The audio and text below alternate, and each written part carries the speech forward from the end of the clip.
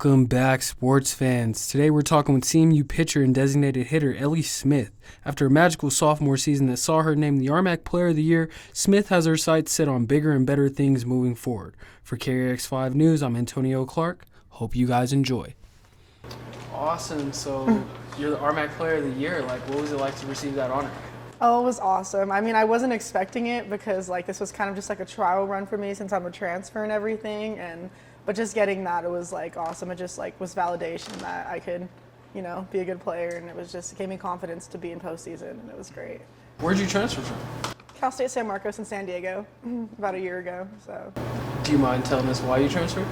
Yeah, so I transferred about a year ago because I wasn't happy with the program. My coach got fired basically, and it was just a mess, and I wasn't playing, I stopped hitting, I wasn't pitching as well, and I decided that I needed to change, and that I wanted to win. So I went into the NCAA transfer portal, and I then decided that I was going to look at other schools, and I got an offer from Mesa. I came out here, and I just loved the campus, and out of all the offers that I had, I chose this one because I just love the program, and the coaches were amazing. So you would say a year later was a pretty good decision?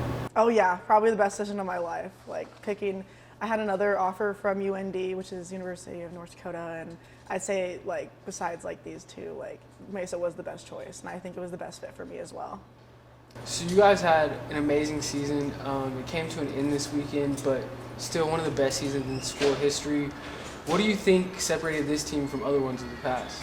I think we just had a lot of compatibility this year, between all the team, and our camaraderie was really well, and everyone would work together, especially I know, so I'm a pitcher, I worked in the pitching staff mostly, and I know every one of us, we had each other's back. If Paige went down, me or Shay would have her. If Shay went down, I would have their back. Or I knew if I didn't have a good day, all the other pitchers would have my back. And at the plate as well, I would feel that, especially from Lauren and Brooke, hitting behind those two is very hard to live up to them because they're also really good hitters.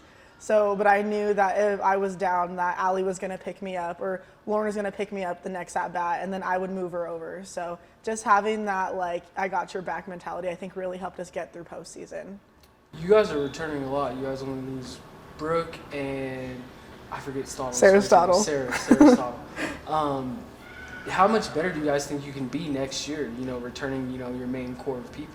I think we're going to be really good. I think our team was very young this year as well, since I'm a sophomore, and I know we have most of our classes are comprised of sophomores and redshirt juniors and all that, and a couple freshmen. So I think that now we know what we can do in postseason, and we know our capability, and we know the teams aren't as high up as we thought they were. I think we'll make it a lot farther than we were if we keep our fearless attitude and we keep our bats going as well.